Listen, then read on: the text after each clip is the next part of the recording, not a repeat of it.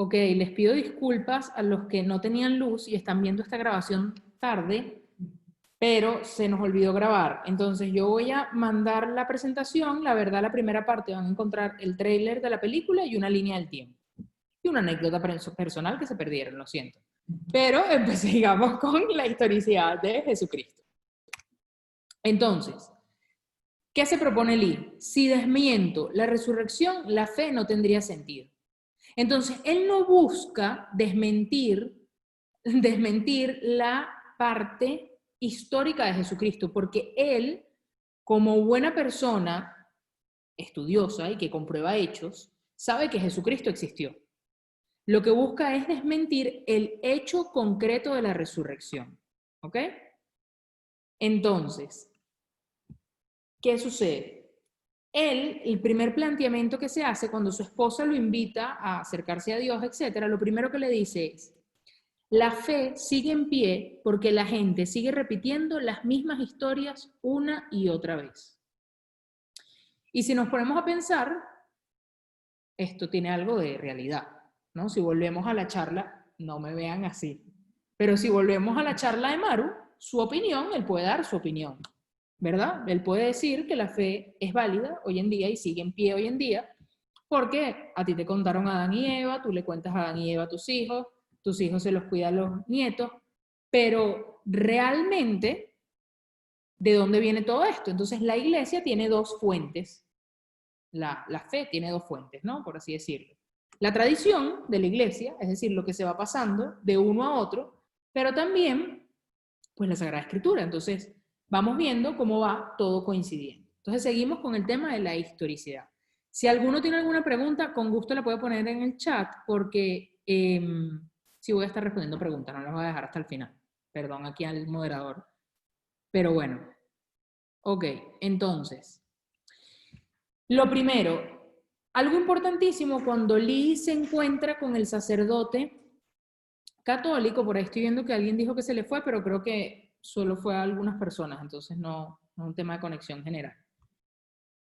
En la Biblia se documentan algunos relatos, es decir, cuando uno va al Evangelio de Mateo, de Marcos, de Lucas o de Juan, encontramos que Pedro y Juan hablan de la resurrección, encontramos de María Magdalena y María y algunas mujeres que fueron testigos de la resurrección, y vemos en los discípulos de Maús, por ejemplo, que tienen ese encuentro con Jesús, y luego en los Hechos de los Apóstoles, etc.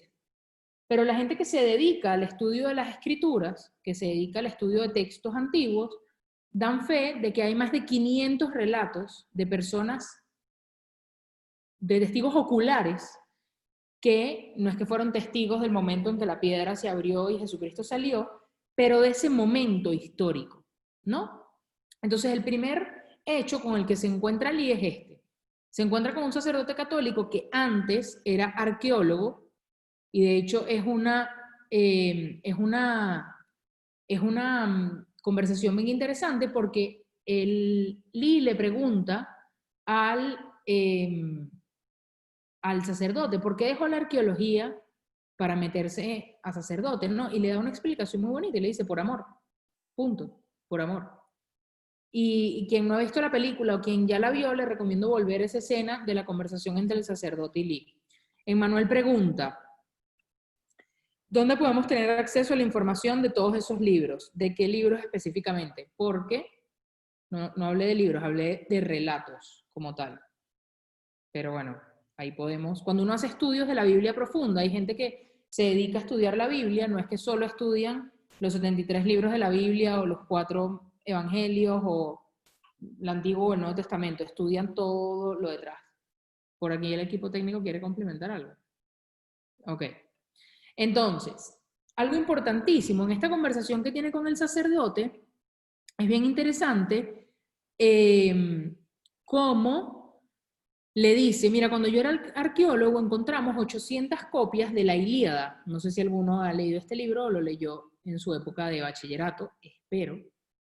Y encontramos 800 copias de la Ilíada. Y es el documento antiguo que más copias tiene de la historia. Es decir, eso comprueba, de hecho Lee, el periodista, le dice al sacerdote: Y la Ilíada era una especie de Biblia para los griegos, ¿no? Entonces le dice, sí, efectivamente, y por eso hay tantas copias originales. Cuando se hablan de copias originales, es que están iguales a la fuente principal de eso que tenemos, ¿no? Y es muy fuerte porque el sacerdote le dice, ¿tú quieres saber cuántas copias originales en sí existen del Nuevo Testamento? 5.843 copias. Es decir, que si históricamente el documento que más copias originales tiene era la Ilíada, con 800, hasta la fecha se han encontrado 5.843 copias originales, igual a la original, por eso se dice copia original, del Nuevo Testamento. Y le hace pues sí, le hace una comparación y dice, si ya los arqueólogos nos sentíamos en éxtasis por tener un documento que tuviera tantas copias originales, imagínate de la Biblia como tal, ¿no? ¿Qué se hace cuando se encuentra un documento o una copia original? Se hace una crítica textual y por eso se determina que una copia es original y no tiene ningún tipo de cambio del autor que está copiando. Ese método se llama crítica textual y se comparan todos los documentos que se encuentran con la fuente original. En este caso se podría, bueno, no para toda la Biblia, porque no para toda la Biblia, pero sí, con toda la fuente original que se tiene de esos documentos. Y se le hacen estudios de tiempo. Es decir, si sabemos que el original fue escrito en el 1100 a.C., y esta copia que estamos encontrando fue escrita aproximadamente en 1150 a.C.,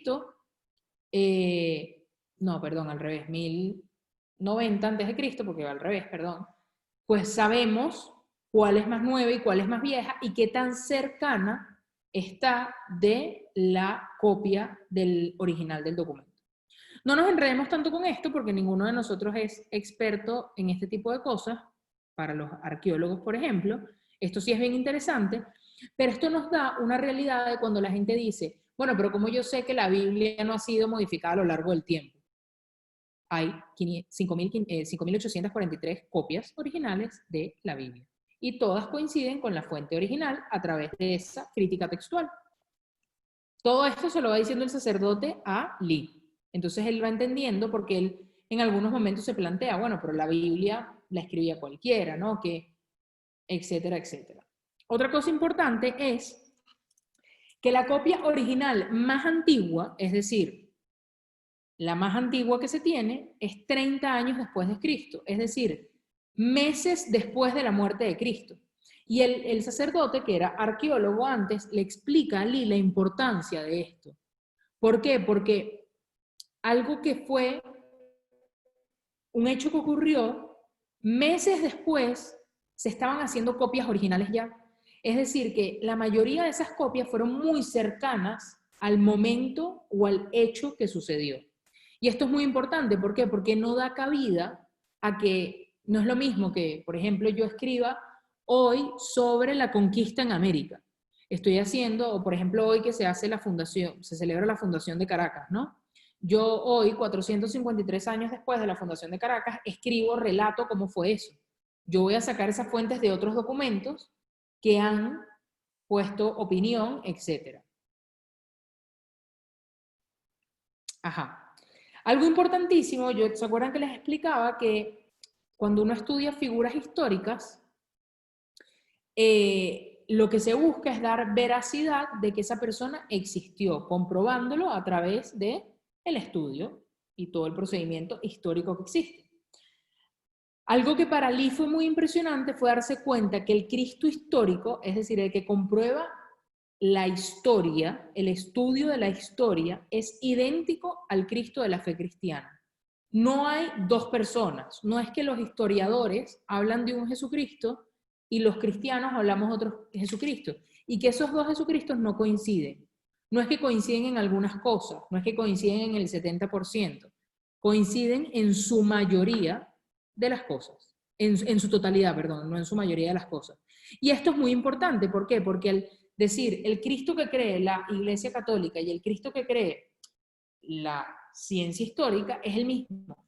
No es que esta gente lo está acomodando para que la fe pueda encajar en la vida y en el tiempo. Algo importantísimo, yo no sabía que esta teoría existía y la verdad la descubrí gracias a la película y después me puse a investigar un poquito sobre esto. ¿Cómo saber que Jesucristo no se desmayó? Resulta que hay gente que cree fielmente que Jesucristo no murió en la cruz, se desmayó, lo metieron en la tumba y cuando estaba en la tumba se despertó. Y al despertarse, ¿qué sucedió? Resucitó Jesucristo y luego desapareció. Es muy interesante cómo esto luego se desmiente, y lo desmiente en la película propiamente un médico con el que él va a conversar, ¿no? Incluso hablan del tema del Corán. El Corán cree en esto. El Corán cree, y está escrito, el Corán es el libro de los musulmanes, el libro sagrado de los musulmanes, creen que Jesucristo se desmayó y luego se despertó. Ahora, algo importantísimo, ¿se acuerdan lo que hablaba del tema de las copias que han sido escritas luego, los documentos que se escriben luego? El Corán fue escrito 6 siglos después de la resurrección. Entonces, estamos hablando de 600 años después de la resurrección. Entonces, al final, pues quien escribió el Corán podía decir muchas cosas porque son 6 siglos después del hecho ocurrido. Dentro de esta teoría del desmayo de Jesucristo se habla de que no murió.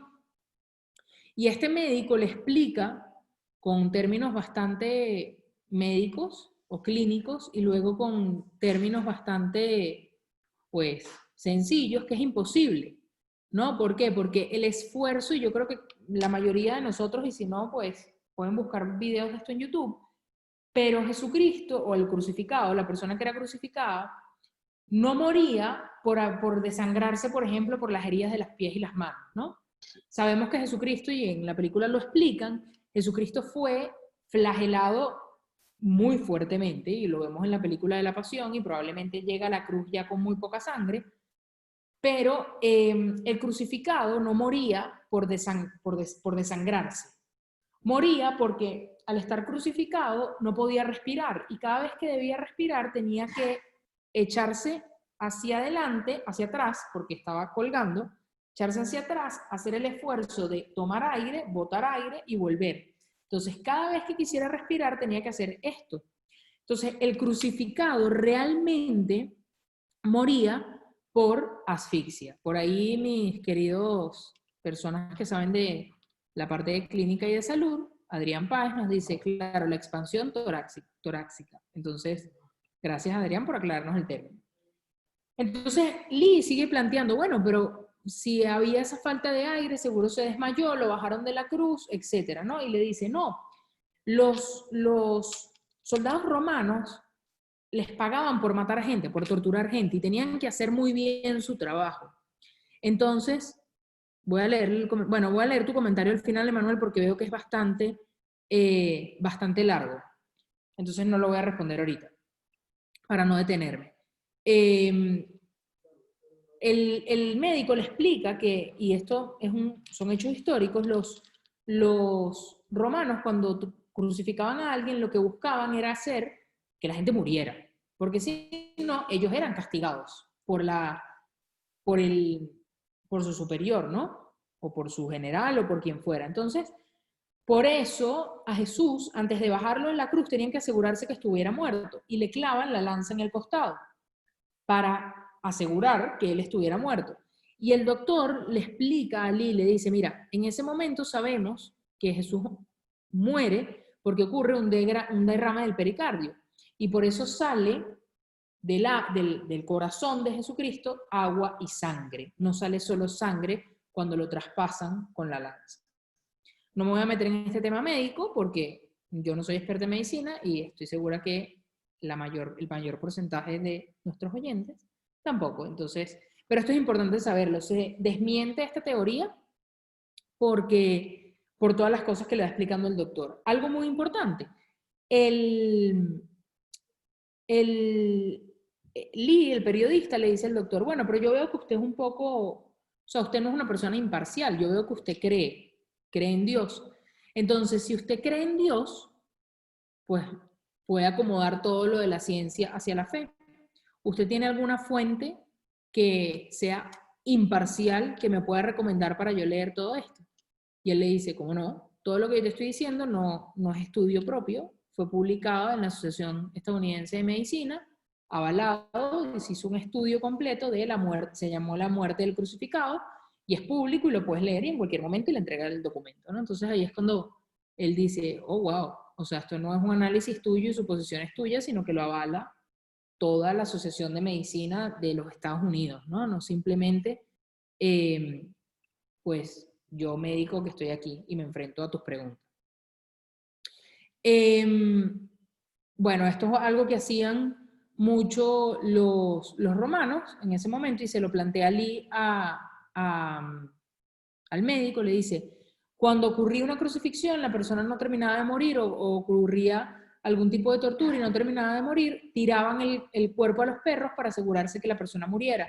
Esto no sucedió y lo sabemos, ¿por qué? Porque en estos más de 500 relatos que hubo de la resurrección se cuenta, bajan el cuerpo de la cruz, es tomado por María, Juan y otras mujeres que estaban ahí al pie de la cruz y lo llevan a enterrar. Es decir, no hay registro que en esa crucifixión, ni históricamente, ni en los relatos hechos por los discípulos de Jesús, que hablen de que el cuerpo haya sido arrojado a los perros.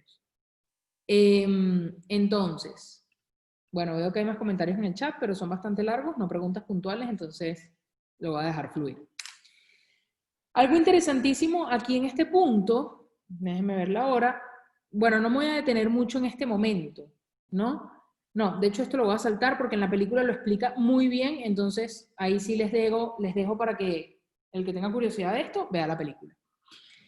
Lee decide consultar a una psicóloga, para decir, bueno, si la ciencia no me da razón, si la fe o la gente de iglesia no me da razón, él va a hablar con unos ateos y los ateos le presentan también todo un esquema que a él no lo convence, dice, bueno, yo voy a ir a hablar con una psicóloga y decirle, no habría la posibilidad de que las personas estuvieran hipnotizadas y que todos dijeran lo mismo.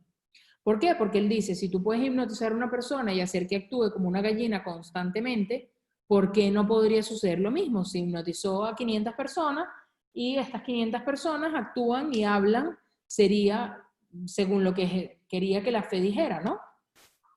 Y la psicóloga le dice, te quisiera apoyar, querido colega, pero si 500 personas fueran hipnotizadas y dijeran exactamente lo mismo, sería un milagro incluso más grande que la resurrección. Y esta psicóloga con la que él conversa no era cualquier psicólogo amigo que nosotros podamos tener, sino era, si no me equivoco, la directora de una facultad importante de alguna universidad en Estados Unidos que le dice esto. Entonces, claro, para él esto ya tiene mucho peso, porque no es cualquiera que lo dice. Y esta psicóloga en particular era atea, no era creyente. Entonces, llega un momento que él, hablando con su amigo en la oficina, le dice, ¿cuántas pruebas son suficientes? ¿Cuántas pruebas son suficientes? Y yo le comentaba a Ana esta tarde, mientras veíamos la presentación juntas en el tiempo libre que tuvimos, yo le decía que a mí esta frase me interpeló muchísimo. Y cuando hablo de interpelar fue que me hizo como resonancia en el corazón, ¿no? Si se acuerdan ayer, algunos de ustedes preguntaban cómo hago para escuchar a Dios, ¿no? Y a veces, o sea, me interpeló mucho porque yo decía, a veces yo digo, yo no escucho a Dios, yo no sé qué tengo que hacer, yo no sé qué quiere Dios, yo no sé qué, etcétera, etcétera. Y uno se hace esta pregunta, ¿no? ¿Cuántas pruebas son suficientes? O sea, ¿qué necesitas? Que de verdad el ángel baje y te diga lo que tengas que hacer. Y cuando el compañero de trabajo de Lee le dice, ¿cuántas pruebas son suficientes? Él le dice, no, es que, y le da toda una explicación, ¿por qué esto, por qué lo otro, por qué no sé qué. Y me encantó porque el compañero de trabajo, más que armar una pelea, y un poco de lo que veíamos hoy en la charla de Ana, de todo este método de la reformulación y cómo estar frente a las preguntas o a los comentarios de la gente, el compañero de trabajo, en vez de hacer eso, hacerle la guerra, le dice, ¿no? Bueno, pero si tú eres tan buen periodista y sientes que todavía no tienes las pruebas suficientes, siéntate, analiza tus pruebas, escribe tu relato y haz tu trabajo como tiene que ser hecho. Es decir, lo reta y le dice, si tú todavía no tienes suficiente prueba, si tú todavía sientes que tienes dudas, si no puedes comprobar esto, si tú te jactas de ser tan buen periodista, pues siéntate y haz tu trabajo. Y ahí es cuando él decide ya como poner orden en todo lo que ha recogido. Él había acomodado un pequeño salón ahí en el periódico y empieza, yo creo que ese fue su momento como de decir, ok, ¿qué hay? ¿No? ¿Qué hay detrás de todo esto? Y bueno, cerrando un poco este tema de la historicidad de Jesucristo, que en la película viene mucho mejor explicado de lo que yo estoy haciendo y con unos diálogos interesantísimos, vamos a pasar a otro punto, porque la verdad me extendí mucho en este, que es la oración y la importancia de la oración en esta película. Más allá de los facts históricos que son importantes conocer, la verdad es impresionante cómo se plantea todo el tema de la oración en esta película, ¿no? Desde diferentes puntos de vista. Yo les voy a dar mi forma de ponerle categorías a esto. A lo mejor no son las más doctrinales y específicas y puntuales que deberían ser, pero a mí me ayuda también porque, y lo hice así, porque cuando ayer preguntaban, ¿no? ¿Cómo hago para escuchar a Dios? Pues la oración es el lugar donde uno escucha a Dios. Y a veces creemos que solo la oración vocal, es decir, repetir, por ejemplo, el rosario o alguna oración, la oración de Carlo Acutis, o vísperas, cualquier tipo de oración de la liturgia de las horas, etcétera, ahí tengo que escuchar a Dios. Y claro, Dios habla también, bueno, vísperas no, sí, vamos a complicar aquí, pero la oración vocal ayuda, pero hay otros tipos de oración en los que Dios habla, y por eso yo quería identificar en la película algunos tipos de oración para que veamos cómo Dios habla, ¿no? Y cómo nosotros también dirigirnos a Dios, porque a veces creemos que a Dios debemos dirigirnos como, sí, como muy robóticamente. Señor, aquí estoy hoy para ponerme ante ti, para contarte lo que llevo dentro, habla a mi corazón, Señor. Y esto no está mal, esto no está mal. Ojalá cada vez podamos ir migrando nuestra oración a ese sentido más personal, ¿no? Si Cristo para mí es un amigo, ¿cómo yo hablo con mis amigos? Si Dios para mí es un padre, ¿cómo yo hablo con mi padre? Y bueno, cada quien lo que es Cristo para ellos, ¿no? Habrá relaciones más personales que otras. Entonces, vamos a lo que es importante, ¿no? La oración de intercesión. Es impresionante, de verdad es impresionante cómo la esposa de Lee, Leslie, pedía por su esposo, o sea, son pocos los momentos en la película donde ella se enfrenta a Lee o enfrenta a Lee diciéndole, esto es lo que yo quiero, esto, y en algún momento ella se da cuenta que lo que tiene que hacer es rezar y repite una y otra vez esta oración, ¿no? Os daré un corazón nuevo y pondré espíritu nuevo dentro de vosotros y quitaré de vuestra carne el corazón de piedra y os daré un corazón de carne.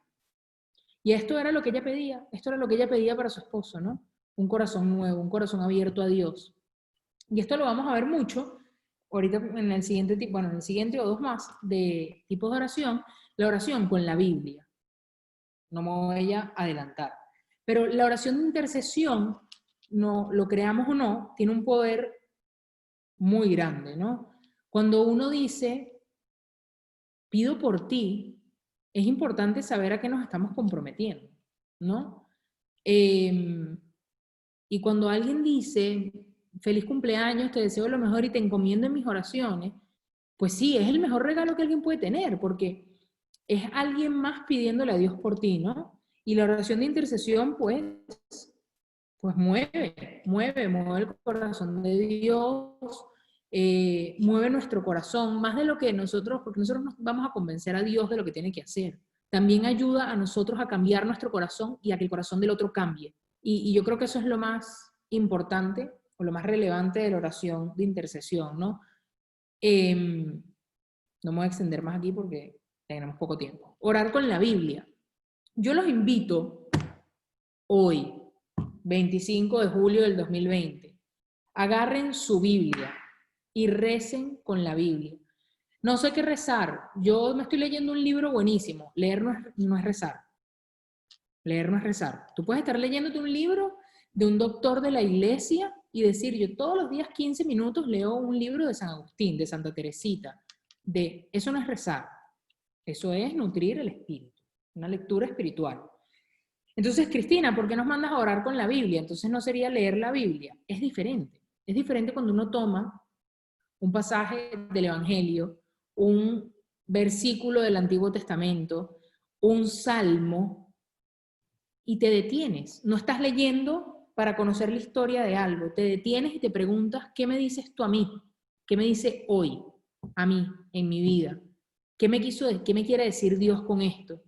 Y puede ser que yo pase los 15 minutos de oración. Supongamos que estamos en esta misma pasaje, ¿no? Y yo lo leo y digo, hoy voy a rezar con este pasaje de Ezequiel 36. Y digo, os daré un corazón nuevo. Y a lo mejor el fin era leerme todo Ezequiel 36 completo, el capítulo. Y me quedé en eso, mis 15 minutos de oración, os daré un corazón nuevo. Eso es rezar con la Biblia. No es, me leí los Hechos de los Apóstoles completos. Buenísimo, qué chévere, es importante. Pero es hacer de nuestra oración la Biblia. La oración de súplica a mí me pareció espectacular, la verdad. La oración que hace Lee al final de la película, ¿no? Cuando dice, por favor dime qué hacer, porque he buscado todas las pruebas, porque no sé qué hacer, porque ya no sé cómo comprobar, no sé dónde más buscar, ¿no? Y en algún momento la esposa de Lee también le hace esta petición a Dios, ¿no? ¿Qué tengo que decir? ¿Cómo tengo que enfrentarme a esta situación de mi esposo que no cree en ti? ¿No?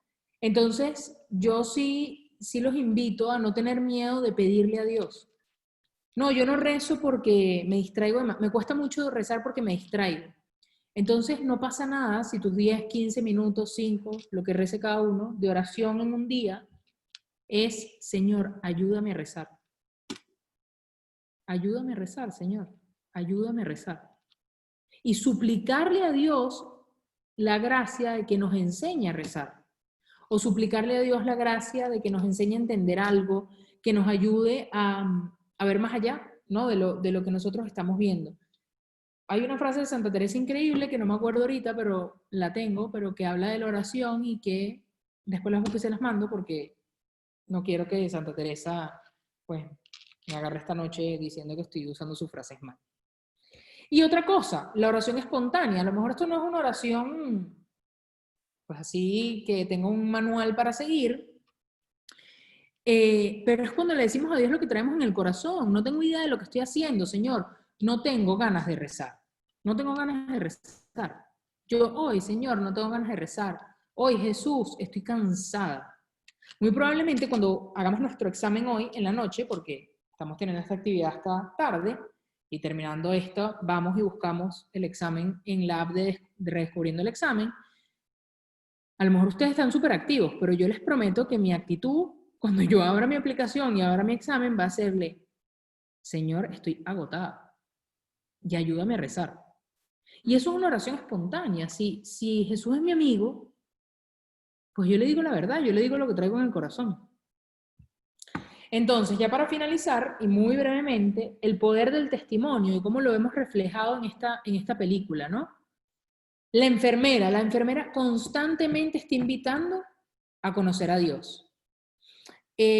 Otra cosa importantísima es que en ningún momento juzga, ¿no? Lee tiene unas palabras muy fuertes con ella cuando van al servicio de su iglesia cristiana y se acerca y le dice, no te acerques más a mi esposa, no quiero saber que está cerca de ella, no quiero que esté cerca de Dios, etc. Y en ningún momento ella le dice, tú eres un loco, opresor, machista, ¿no? Ella se calla, ¿no?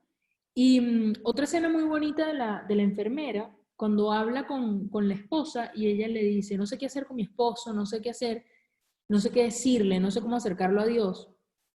A mí me encantó porque la enfermera le dice, ¿cómo te acercabas a él antes? Pues hablábamos, compartíamos. Y ella le dice, eso es lo que tienes que hacer. Eso es lo que tienes que hacer. Entonces, la actitud de la enfermera nunca es de desafiar, de decir yo tengo la razón y tú no, yo sé y tú no, sino es siempre de invitación y desde muy, la verdad, desde el amor. Incluso hasta de la misericordia, ¿no? De saber que se estaba encontrando con alguien que rechazaba por completo a Dios, pero ahí estaba. De la esposa podríamos hablar toda la noche. Es paciente, escucha, no se enfrenta a él, ¿no? Yo creo que tiene unas frases increíbles y creo que el testimonio de ella ocurre, y aquí viene un super spoiler, ¿no? Pero cuando él le dice al final, ¿no? En la última escena de la película, Lee le dice a su esposa, más que las pruebas que conseguí, fuiste tú. Nunca dejaste de amar, esto es textual de la película, nunca dejaste de amarme. Y como no te rendiste, Dios tampoco se rindió. Y qué fuerte saber que alguien que un tiempo antes, ¿no? Porque el esposo en algún momento le dice, ¿no? Que se los comentaba al principio, si en 5 años tú sigues pensando igual, yo no voy a estar aquí para ti. Y ella guardando silencio, acompañando, estando. Entonces, eso funciona, ¿no? Más que las pruebas fuiste tú, nunca dejaste de amarme. Y como no te rendiste, Dios tampoco se rindió. Y otro personaje que a mí me llama mucho la atención, porque creo que a mí me picaría tener trato con un tipo de persona, porque soy de esa gente que se pica, es su compañero de trabajo. Lo escucha, lo reta, haz mejor tu trabajo, pero nunca deja de hablarle claro. Nunca deja de hablarle claro. O sea, no es que le dice, bueno, haz bien tu trabajo y a ver qué descubres. Él siempre fue muy claro desde el primer principio, desde el primer momento, de decirle, no lo vas a lograr. No lo vas a lograr porque esto sucedió, ¿no? Pero bueno, si tú eres tan buen periodista, haz tu trabajo y échale pichón, pues. Entonces yo los invito, y ya para ir finalizando, a ser buscadores. Este hombre se encontró con la verdad de Jesucristo por ser un buscador. Hay gente que de naturaleza necesita respuestas. Hay gente que de naturaleza necesita encontrar razones. Para los que me conocen un poco más, yo siempre lo digo, yo soy así. A mí Dios primero me entra por la cabeza y después me baja al corazón. Yo primero las cosas las entiendo, lo que puedo entender, porque hay otra parte que es fe, y luego me baja al corazón. O sea, para mí la experiencia va de la cabeza al corazón. Hay gente que no, hay gente que entra la experiencia por el corazón y luego dice, ay, imagínate, esto es así, wow, qué increíble. Y para los dos tipos de personas, la invitación es a buscar, a buscar. Y no es simplemente leer mucho o leer poco, es conocer más de lo que te interesa, de lo que te llama la atención, de aquello que Dios pone en tu corazón, cuál es la inquietud de lo que tú tienes que conocer más, ¿no? Ahora, algo importantísimo, ¿no? Cuando se propuso esta película, en el grupo técnico aquí del cursillo, ahora no puedo dejar de cantar la canción que pusieron en el chat. Gracias, Pili. Muy amable. Dijimos, bueno, pero es una película cristiana, ¿no? Y la charla del padre Omar cayó como anillo al dedo, porque Lee se encuentra con la verdad de Jesucristo. Jesucristo es la verdad, el camino, la vida. Entonces Lee se enfrenta a esa verdad, la descubre y cambia su vida. Como es una historia de la vida real, pues sabemos que cambió su vida. ¿Y qué sucede? Que, según lo que nos dijo el padre Omar, encuentra una verdad, pero no una verdad completa. Y por eso yo los invito, y les ponía aquí el ejemplo, este es Lee con su esposa, aquí vemos en esta foto, en el centro a Lee con su esposa Leslie y los dos actores de la película en los extremos, para que pudieran ver un poco, ahí fue cuando se conocieron y tal. Hoy en día Lee es pastor de una iglesia, y algo importantísimo es, yo no sé si ustedes se han leído un libro que se llama Roma Dulce Hogar. Quienes no se lo han leído, nuevamente recomiendo este libro con los ojos cerrados. Quien no lo tenga me escribe, con gusto se lo hago llegar. Quien no quiere contribuir con la piratería y con que yo estoy pecando de pirata, cómpralo en Amazon, en Kindle o en físico. Pero es un libro increíble y para los que lo han leído, cuenta la historia de este personaje que está aquí, de estos personajes que están aquí, Scott Hahn y su esposa, que no me acuerdo, Kimberly Hahn. Él era pastor, súper evangélicos, súper evangélicos, y en este libro, Roma Dulce Hogar, él narra su conversión al catolicismo. ¿Y por qué les pongo esto como cierre de esta pequeña, larga charla a las 9 de la noche? Porque es un poco, y ahí hay que hacer nuestra oración de intercesión para pedir que Lee pues encuentre la verdad completa de la verdadera iglesia de Jesucristo. De hecho, esta foto que les pongo aquí de Scott Hahn y de Kimberly, su esposa, es con su hijo, que se va a ordenar sacerdote. Entonces, ellos en esta historia van narrando, y es muy bonito, es muy chévere el libro porque van narrando los dos. Hay unas partes que narra Scott y hay unas partes que narra Kimberly, de cómo lo iban viviendo cada uno. Y vas viendo cómo Scott te narra lo que él iba viviendo, porque fue al revés. Scott es quien se convierte primero al catolicismo. Y luego Kimberly, muy evangélicos los dos, ve en Scott todo lo que está haciendo Dios dentro de él y cómo él en verdad ahora sí conoce la verdad. Entonces yo los invito a que si vieron la película, les gustó, etcétera, lean el libro Roma Dulce Hogar o por lo menos busquen a Scott Hahn en YouTube y busquen algún testimonio, etcétera. Ojalá pudiéramos hacer una película de ellos dos también, porque es bien interesante, porque aquí la historia fue al revés. Él se convierte y luego ella se va sumando a lo largo del camino. Bueno, no quiero quitarles más tiempo porque es bastante tarde y todavía les queda su examen para hacerlo. Yo de verdad les invito, quien no ha hecho los exámenes en estos últimos días, este en particular, hágalo. Es muy bueno porque va ayudando a ir poniendo los puntos sobre las i de todo lo que hemos visto en estos 2 días, ¿no? El examen se llama ¿Dónde estás y qué buscas? Le quité el trabajo a José, porque él iba a concluir con esto, perdón, José. Pero yo sí los invito a que lo hagan porque es muy bueno, muy bueno. Si están muy cansados, bueno, háganlo un poquito. Pero no dejen de echarle un ojo porque es algo que interpela mucho, ¿ok? Lo siento, no vamos a tener... no, el libro se llama, aquí como está, Roma Dulce Hogar, Nuestro Camino al Catolicismo, de Scott y Kimberly Hahn. Y bueno, sí, todo el que quiera el libro, escríbame por WhatsApp y yo en algún momento, cuando me ponga al día con todos los mensajes de WhatsApp, se los envío. Un último comunicado importante, todos los que quedaron en mandarme video, necesito que si no me lo han mandado, terminando esto, se graben y me lo manden, ¿ok? Y si no, mañana a las 7 de la mañana, 7 de la mañana, no más. Mentira, puede ser como a las 8.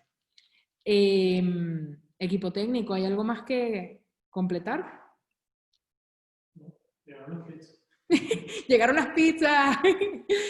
Bueno, nos vemos mañana, entonces. Sí, voy. Manden sus videos. ¿Y a qué hora es la primera? Chacho a las 10, ¿no? A las 10 tenemos a Chacho González, que nos va a compartir una charla, pero increíble. Entonces, bueno, nada, nos vemos mañana a las 10 por el mismo canal. O sea, en 12 horas nos vemos, ¿ok? Los queremos mucho y que tengan una feliz noche. Gracias a todos. Feliz noche. No, voy a dar gracias, perdón, voy a dar gracias. En nombre del Padre, el Hijo y el Espíritu Santo. Amén. Te damos gracias, Señor, por todos tus beneficios, a ti que vives y reinas por los siglos de los siglos. Amén. Cristo Rey nuestro. Venga tu reino. Virgen Santísima María, Madre de la Iglesia. En nombre del Padre, del Hijo y del Espíritu Santo. Amén. Ahora sí, gracias.